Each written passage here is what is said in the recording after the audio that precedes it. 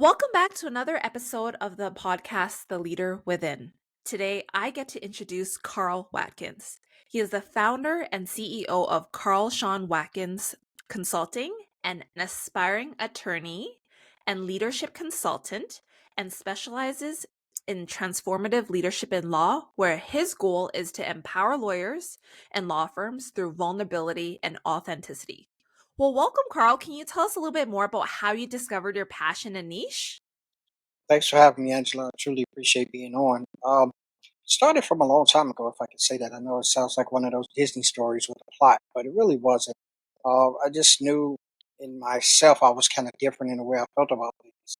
And I think I was able to get in touch with my vulnerable side real early in life. Things happening to me in different directions that I had to take. I think that kind of gave me an innate ability to kind of understand that you're not always in control. Things aren't always in your power. And I kind of submitted to that. And in doing so to that, I started to garner real relationships. Even though as a child I had a lot of relationships that were really, really true and honest. So some of them that hasn't passed on, they're still my friends today. So I think at an early age I got that. Again, I got raised with women as well. Sometimes that's a big thing in the African American community that the dad is there. My dad was there, but he happened to pass when I was a young kid. So my mother, my grandmother, my aunts, they kind of gave me the fortitude growing up. They gave me actually a two side of seeing every situation instead of so much seeing it from a man's point of view. I got to see it from a woman's point of view as well. And I think that's what helped me really get more in tune with the vulnerable side that I talk about so much now.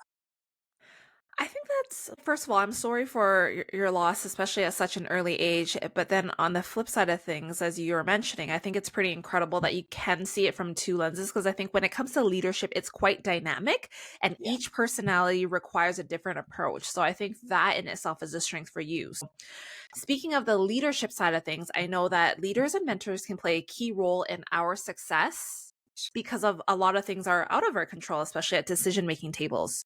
So, for yourself, what are attributes of leaders or mentors that have played a key role in the trajectory of your success?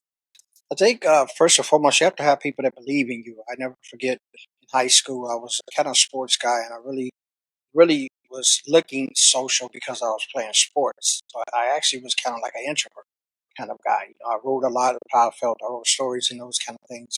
But I had an English teacher that really took a great deal into me and poured into me some things. And he was a man, so it was more so of a father relationship that I had been missing. And he kind of plugged in a lot of places where I knew my dad, who was still living, would have done. And I think he really curated the thought process of how I think about things. And he just happened to be an English teacher, so he also helped me with how I write and how I structure.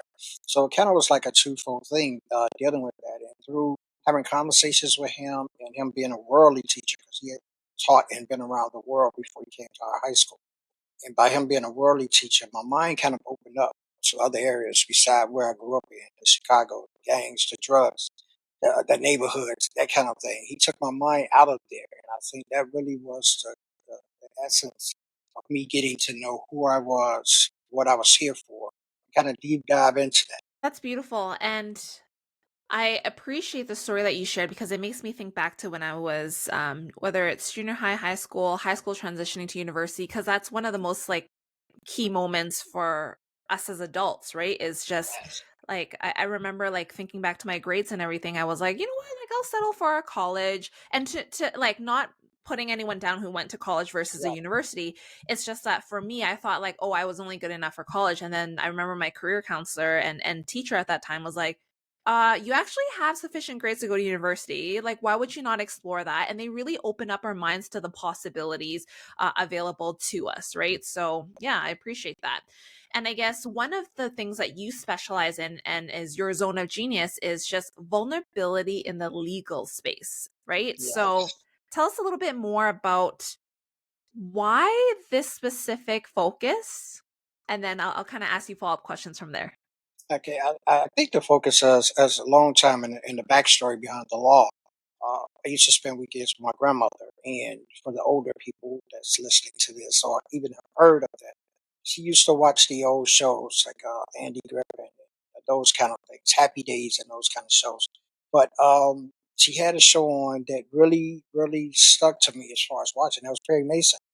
And even though as a young age I couldn't put the dynamic together that this was actually TV, but I saw how, in the essence of the drama, as I look at it now, how he controlled the courtroom, how people was under his subjection when he cross-examined them, and all those things, which I know now to be terms, and which I know now is to be true. What happens then, as a kid, I made a real connection to that because I didn't have, or I didn't see anyone, especially of my complexion, in that kind of authority. And even though it was TV, I took it to like it to make it life for me. And I said, I want to do that because I don't see people of my color doing that. And that's really what got the law part started. And just the vulnerability kind of kicked in its own measure with the way I handled situations, with the way I led people, with the way I interacted with clients and corporations, and how I trained and how I taught. And I think that's really gave me an inward look into, like, law wasn't that way. Everything is staunch. I know everything. I know the law you don't. So do some of the attitudes of attorneys, even that I've came across with, kind of God-like thinking that they have because they know these subjects. And I'll say that's really not how it should be. I think we should be empathetic with them because when you need an attorney, regardless of whatever it's for, you're in trouble, right? Because you can't figure it out yourself. So therefore, if we to be first responders, so to speak, then why wouldn't we have a gentler way of doing that? Than anything from a car accident to someone getting evicted from their home. I think we should take it to heart as how we deal with those clients. And I found in dealing with them on that basis, you also build clientele that you're seeking to gain with all the ads and all the TV spots. They tell more people than the TV. And those are the kind of things that I started to kind of iterate into trainings. I think it's really great that you provided the context of just the legal space, how even in some of the posts that you put on LinkedIn, you talk about how traditionally speaking with law, like you are almost conditioned to have that stoic, strong, almost more masculine presence, right? When dealing, whether it's in the courtroom or in leading others and etc. But the issues is that you lose that human element, and I'm sure it kind of doesn't create that safe space for clients to give you maybe the details that are pertinent to. It leaves a hole and it leaves a void because the connection is not made. So therefore, the communication will not be either. And the way that I've seen and witnessed attorneys firsthand delve into getting those facts and details, which they're so eager to get, which would help the client, the fashion in which they try to get it often leaves a part of gulf, or so they're bringing together. So I figure is that if you can be trained those, and I know everybody talks about soft skills, but I think they're your creative skills. I wouldn't call them soft. Well, I do call them in teachings and trainings your creative skills, the skills that are outside the boundaries of your book knowledge. Just a simple growing up, the pattern of how you were raised. A lot of those things play a big part into how you treat and operate and move with people. And systematically they're taught that. And I've talked to a lot of lawyers and I know a lot. I've talked about the staunchness of school and how rigid it is and how it is that. But it also has lots of places of time for a sensitive component that you can grab and levitate to and intertwine that into all of the book knowledge that you're getting as well.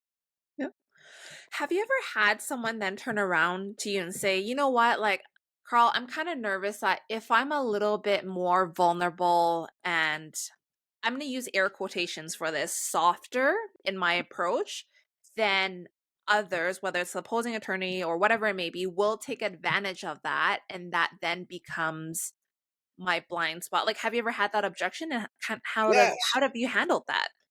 I think the objection is with the power that you use. People, of course, are not power to show. They don't think of that as a power to show vulnerability. It's just a mindset. Uh, I'm often even I often even show more strength in being vulnerable than I do. This is us just going head to head. It also gives your mind a place to think, and it gives your mind a place to operate within, where the individual that's going against you has no interest into. Because when you put out your vulnerability there, of course, don't get me wrong. Let me put a disclaimer there. There are opportunities in place for you to get hurt, and I'm not saying that that won't happen. But I'm just saying during the course of my life, it has been so much that I'm able to use it as a tool instead of being on the defense about it so much. And I think if we start thinking of it that way, the power that we have, it's just like someone that deals with confession, right? If someone holds a secret of yours and you tell that secret before that individual, that's your power. And that gives you the opportunity to not only tell that story, but to make people understand why this thing happened. And I think we don't think about that now because we often side, even the dictionary has done a lot to damage our feelings. How it describes what vulnerability is and fear. That's instilling. You instill fear into something, no one wants to confront that. I don't care how strong they are. I don't care how much they've accomplished. I don't care how much they say they want to. When you find the fear in someone, it takes a lot to confront that. And I think Mary Webster should really look that over and put fear as power and put that in there because fear is power. It's taking you to a place where you're going to grow. It's taking you to a place that you've gotten out your boundaries of being. And a lot of times attorneys fall right into that. I've seen it happen in court. I've seen it happen in intakes. I've seen it happen in interviews. They fall right into the systematic teaching of, I got to get these answers. I need these details. And they really forget that it's a person across the room that really needs something from them besides just your ability to talk for them in the courtroom.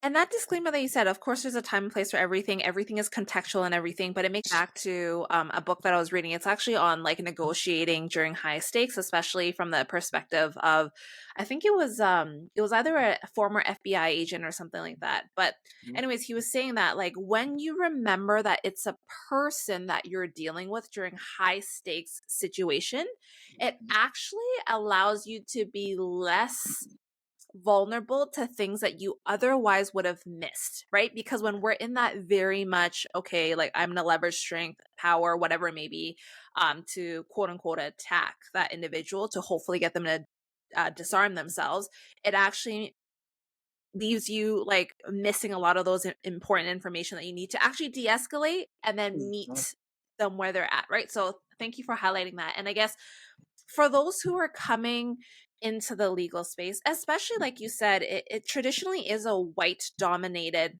space. Mhm. What does diversity, equity, and inclusion look like? And how do you kind of create a name or a reputation for yourself so that you can almost get that strong footing into this space? I think a lot of it is in being minorities and women being minorities and those things.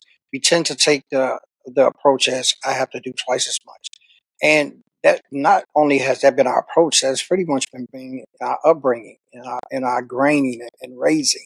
A lot of it is I was told a lot of times by my parents and cousins and my family, oh, you got to go harder at this. You got to grind more than this. I know you want to get this, but you got to go this. So we're really already coming to the area accustomed to defeats, failures, and what strength lies within ourselves. So that's a balance that I have that our white counterparts do not have. And regardless of how they have to make you feel within those realms, they haven't studied twice as hard. They have not all of them. Let me take that back because I don't want to put everybody in a blanket. But for the most part, those that you encounter that is in the space that you're in, I'll put it like that to give it a fine tuned niche. They haven't studied as hard as you have. They haven't been sitting on the brink of things in their life like you have. They haven't had to go through the turmoils and the struggles and things you have. I know it because it's to be true. I've seen it. I've worked in it. I've worked where a father had a law firm. He had three of his sons there, and they were really not capable lawyers. But by their dad having a firm and they had a foot in the door, they were able to have jobs and they were able to do that for each other.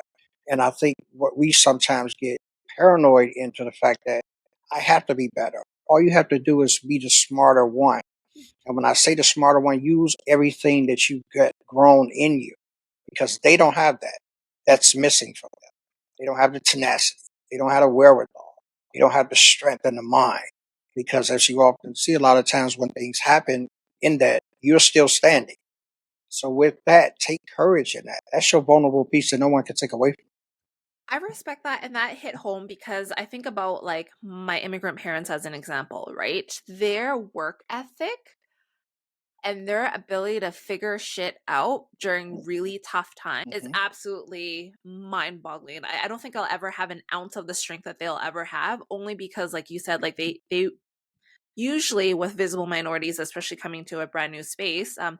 they actually have to figure it out 10 times, two times, whatever it may be, as much as that other person who is part of like the majority, essentially, right? So, and I guess within this space, like what is your vision for developing leaders, especially that next generation of lawyers? And maybe like what's one thing that you're hyper focused on when it comes to that training piece? Because I know you offer a lot through your consulting firm, right? The training, and I'm mentoring now some minority pre-law students, and what I tell them a lot of time is to use your grit. You're not in a competition with anyone but yourself. So if you look at it that way, I'm not in competition of them to get this job. I'm in competition of me being greater of who I am. And it's a lot of times if we twist words, sentences, phrases, if we twist those in our mind will think differently. We come into everything with a prove it kind of thing. We have to prove it. Proof is not justified through who you are. So we do having your ability to do the jobs that you have. Just excel at those and just do those. A lot of people say, "Well, if I don't say nothing, I don't get heard."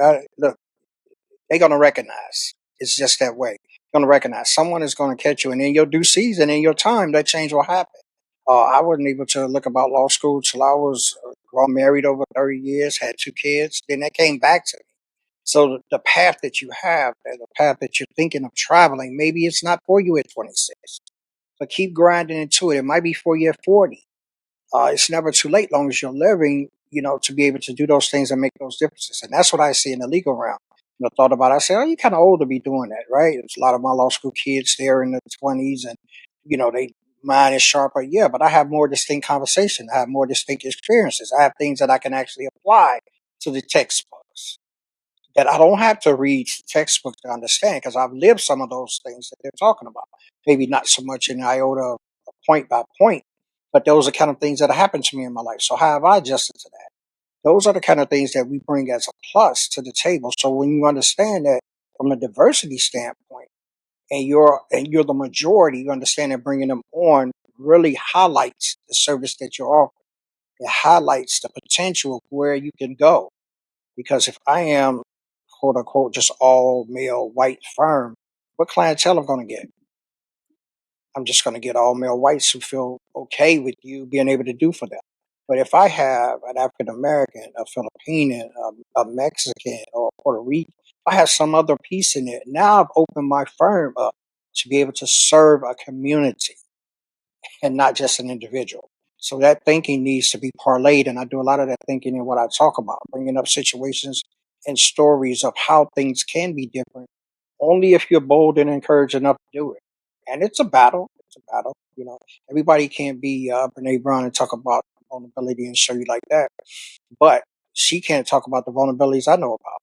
So that's what makes mine unique. I'm not in competition with her. I'm not in competition with her. So these things that she say, I say the same things, but I say them through understanding, through going through having them happen in my life, and how I came out over the other side. I never had to interview anybody to talk about vulnerability. I didn't have to do surveys or case studies or anybody to talk about. I knew it because I lived it. They told me I wasn't going to be more than 25. Growing up in the ghetto, in the cities, told me I wasn't going to make it out. I'd be another statistic. Well, 35 years later, here I am. So, just keep going, keep grinding. Way to go. And what a great call out, because I think of that whole mindset piece, whether Mhm, it's success in your career in a corporate sense, in mhm, business, and or even in my case, like as an athlete or a hobbyist mhm. athlete, the moment that you get trapped in constantly comparing yourself to others, you'll never feel like you're enough, because there's Yeah, always going to be gaps that you constantly have to fill no matter which stage you hit, right? So yeah. I really appreciate that internal reflection piece. So speaking of community, you've done an incredible thing where you've built up a brand on LinkedIn where you started with roughly 100 followers, and Yes. over the course of a couple of years you've now have over 22,000 followers. So can you Jeez. share a little bit about how did you figure out how to lean into that space, how to shape your content, and ultimately build up and engage that community? I think a lot of it is mostly a lot of people that had LinkedIn, probably such as myself. I used to use it as a resume place. I would come on Monday and Wednesday, and I would look through different things, and I would post or look for jobs, and then I come Friday to see who answered. So that's how I parlayed it. But when the pandemic came, I was given an opportunity to delve into it, not only with what we were facing with the vulnerability of the world, what we was facing. It's ironic that I was able to bring that to pass through that time. And I got on there and I just really began talking and asking questions about how people feel. That's really how I really started. Really started. I have a brand. I didn't have a business. I just had my name. And I just made posts and I inquired and I asked questions and I got engagement. And I did a lot of Zooms the first year of the pandemic. I stayed on Zoom in conversation. I stayed on there, and then after that, I created a show where it was a lot about people being able to let off steam about some things that they were dealing with or how the pandemic was treating them. And from that, I was able to just slide vulnerability right in because people were. They were at the point of not even knowing what their next move was going to be. It was at the point of not even knowing was they were going to be the next one to lose a family. So there was a lot of vulnerabilities at play, and people were looking for a place to kind of like talk about those. Yeah. I think a lot of us that people just need to talk. It's a lot going on that we don't understand here, and we need to talk. And I turned that into a dialogue of talking about things that encourages people and what you can take from what's going on. And all of that came through from my growing up. Some days we didn't have nothing to eat. Some days we had peanut butter and jelly for dinner. I mean, and that was dinner with a cup of milk, and we went to bed. So I know some places of where you can be that I have some understanding of, and that's what I took it to. And by me already being in the legal realm, I just floated that leadership, and from the leadership went to leadership in law, and it kind of played a pattern. And I started hitting and posting some things that I heard people say, and formulated them in stories where people could connect. And that's really how I built my following. Now I don't have as many as others, but I have a lot of true followers that read my content that have told me, man, that made my day, that article. And that's really what it's all about, changing the trajectory of how someone think about themselves so they can become their better self. I appreciate that you show up in such an authentic way because I believe, like you mentioned a little bit earlier, that lived experience cannot be duplicated or replicated in any area you go because of those different like micro differences or macro in Mhm. some cases Yes. that you have compared to someone else, right? And I guess this ties into my other question that is, in your opinion, hmm what does it take to unleash the potential of individuals and or organizations? One word: belief. Believe in who you are. And if you don't have a belief in who you are, get to know who you are. Do an introspective. Do an inventory. Do that. When I first started came on, and I give this because I love to share this even in my training. Uh, when I first came on LinkedIn and decided that this is what I was going to go all in on, I took an inventory. Would it be some things I want to share? Would it be some things I wanted to keep? Would it be some things that I thought people needed to hear? Or would it be some things that I should save as a program? I really took an inventory into a lot of those things, and I did the pros and the cons kind of list. And from that point, I really got to find out about myself because when I written it down, when I had written everything, I kind of think, oh, I didn't really think about this like that. I actually thought that and I had to do some switches. I actually thought that was a pro, but that's really a con. Maybe I shouldn't be saying that. And you start doing that thing, then you get an introspective into who you are. Because I can say about 99% of us don't know who we are. We haven't been pushed to that element. We haven't been put in those positions. We haven't had to have that fortitude. We haven't even stretched ourselves of which we are capable of. And in doing that, learning yourself, then you figure out your power. Because my power is not in comparison to Angela's power. It's not. Even if we're doing the same thing, it's not. And a lot of people said that. And I said that when I first came out. It's like, man, it's a million coaches. LinkedIn is 800 million people on LinkedIn. About 200 some million of my coaches. Absolutely. There's no problem with that. That's in the world today, in sports, in anything. There's coaches, right? But no one can coach you like I can. And that's my niche. It ain't me going out to get narrowing down because I used to be a big thing when I first came on. Find your niche, find your niche, find your niche. Oh my God. That and being authentic, right? Those two things was I really wanted to cut out the dictionary when I first started coming on because they even had master classes to be authentic. It's like, you can't teach people to be authentic. You can't have a master class on authenticity. What's wrong with y'all? And then it would go to that. And then your niche, you got to find your niche. Who are you speaking to? All you got to do is speak and be authentic yourself. Your audience will find you. I didn't go looking for people. I just said how I felt. And those that connected with that, they became my audience. And if you see how much power is in that, You'll stop chasing those musics and those dreams and those photos and those photo ops and props that's on social media. And you'll just give it the real from who you are. I love that. I hear you because it's like you can't teach common sense either, right? It's like Absolutely. eventually along the way you start to gather Yeah. data and then you're like, huh, Hmm. maybe I shouldn't do that. Or other side of it is maybe I should do blank more, right? Yeah. So I guess from your perspective as well, because I notice like we're all so busy with the day to day that sometimes we don't create that space for introspection, Right. especially men. Like I don't want Yeah. to overgeneralize, but it's Yeah. just DNA wise, environment, how we're conditioned. Women have more space and to be vulnerable and introspect than men, right? So if you could provide maybe 1 to 3 questions that if someone decided to sit down and be like, okay, who who am I? What are the 1 to 3 questions that you would recommend they start with? Actually, that one that you just asked, that's what I asked when I began my coaching or training. I asked, who are you? And 99% of the people, and I love to use that 99 because it's really strong, it's really high, and it's really true. A lot of them identify with their occupation. That's what I get the most. 9 out of 10 times, I will get maybe one person that won't identify their job with who they are. But everybody is, oh, I'm a attorney, or that's not who you are. That's the job that you do. That's the occupation that you've chosen. That's something you went to school for and was skilled in to actually do. But is that you? That's not you. Who are you? What make you tick? What are some things you like or don't like? I think people have really given that a lot of thought until they come into relationships and things get complicated and they're stepped on with some things that they never spoke about. And then they say, oh, I don't like that. Well, during the 2 year courtship, you never said that because we're not really honest beings. And when I say that, I can really blanket that because we all have something that we don't want someone else to know about us.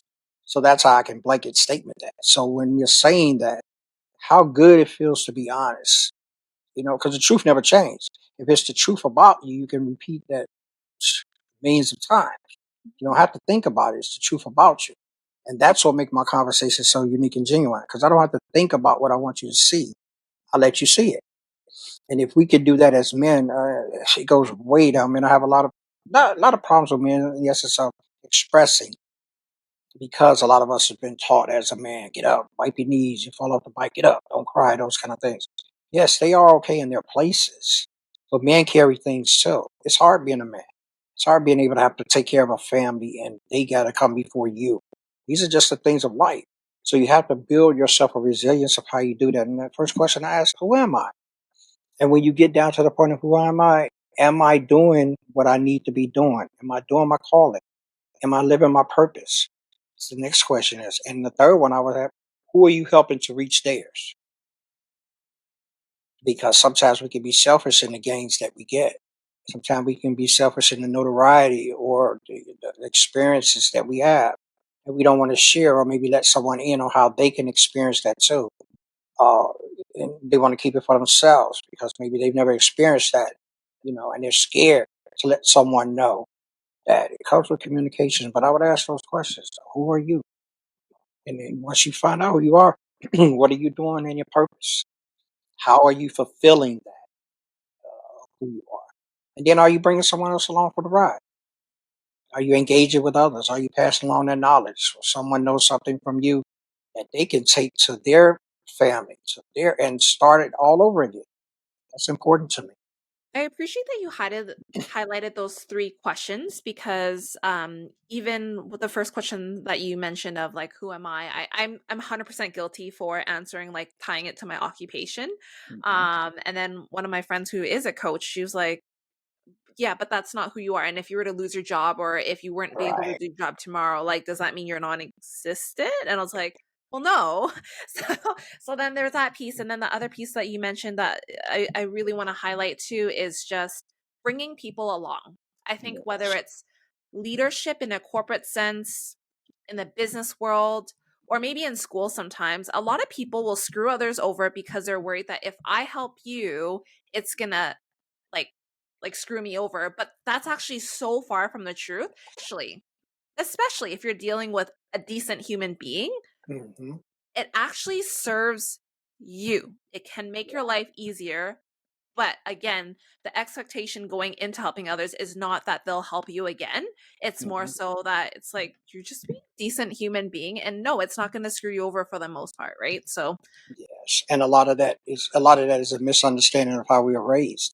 mhm. Uh, we were raised with I got siblings, so we were raised to protect your siblings. But what about protecting those outside of my siblings? What about if I'm in an area or arena where I can help someone else beside my siblings? We have to think of it past that. Even being screwed over, I've been screwed over a lot. I've given to people and haven't gotten it back. That hasn't made me a different person. That hasn't made me okay. Now I'm a clam shell. Everything I get, I'm not going to share with nobody. I've taught and trained a lot of people to take a job that I wanted in companies and corporations because they knew I was able to train them. And then when I got finished, I found out that they took the job that I really wanted, that I thought was deserving of. Uh, I gave them everything. I didn't say it was 10 ways to do this and I gave them eight, holding back two. I gave them all of that because systematically I want them to know as much as I know so we can both move forward. And if there's some things that I gained through that, teaching others to take my job, was some of the ways that I gained to do my job differently because I also took from them how they learned it. And I just applied it to what I already knew. So my pet peeve that I have is somebody tell you something and you say, I know. I don't deal with people that say I know. I don't. Because if you know, you don't need me. But there are things that I already know in my mind and heart, some things that I've already done. And someone came to me and told me that same exact thing.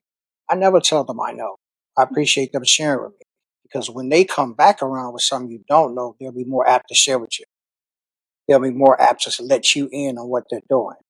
Because once you tell me I know, you closing the door on anything I can help you with. So it is key. That's a great call. And I really appreciate the approach that you have in terms of giving your knowledge, your time, whatever it may be, to helping others, because that's the community I ultimately want to build. And just to really understand that it's not a scarce world out there, right? There's more than enough to go around. And it's like the more that we can help others elevate, the more positive impact that we can ultimately make and create a better world, as cheesy as that sounds, right? So I want to That's turn really it what to it's you. about. That's really what it's about. If we could create a better world, because a lot of times we bicker, argue, fuss, and fight over things that's not even important. Then we do a lot of that over things that's not even ours. Yep. So when we take those two out the equation, you be like, what was we doing that for? Why was we even at this odds to that? None Yep. of this we can take home with us. None of this belongs to us. Yep. So you have to have that feeling about it. Well, for sure. And at the end of the day, also, it's like whatever is meant to be for you, there Absolutely. is nothing in the world that can stop you from landing that opportunity, that client, whatever it may be, if it's meant for you. But if it's not meant for you, oh my gosh, the path of resistance is like tenfold. So, as we slowly wrap up our conversation, what is one thing that you're excited about right now? I'm excited about the coaching program that I kind of ran a little bit of it toward the end of last year, and I got excited about it. 8 minutes of vulnerability. And what it is, it's going to take you through 8 minutes. I'm going to give you 8 questions per minute, and we're going to dive into that. And that's going to be the coaching format. And why I called it that is because you've heard so much about vulnerability, but I want to get you into how it affects and moves with you. Not from the essence of someone sharing you the definition, excuse me, the definition, but how it moves with you, so we can attack the fears that you have. And it's only going to take 8 minutes, and you'd be surprised how long 8 minutes is. It's a lot of time. That's a lot of time. So I'm looking forward to creating it, and then I'm looking forward to the new year to rebuild my vulnerability transformation program. I have some things in that I'm doing. It's a 4 week course that I'm continuing to offer. It's really going to build leadership in the way that they think, the mindset that they have, and the impact that they want to make with those they're leading. So those are a couple of things. And I am working on chapter 6 of the book that I'm going to be writing. I can't tell you the title yet, but I am writing a book, and I've gotten up to about 5 chapters or so.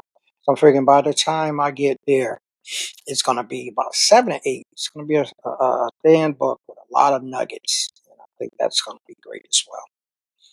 Well, I appreciate that. And 8 minutes is actually perfect for those who are like, oh, but I don't have time. Actually, you do have 8 minutes, right? That's why I Considering how much formatted it. time, yeah, especially Yeah, considering how much time sometimes we might spend on just scrolling through social media in I know, itself. right? Right. So, thank you again, Carl, for sharing your My pleasure. knowledge, your stories, and everything like that. And to everyone else who has tuned in to another episode, I really appreciate you, your time, and your attention. And I can't wait for you to tune in to my next episode. Till Awesome. then, stay safe.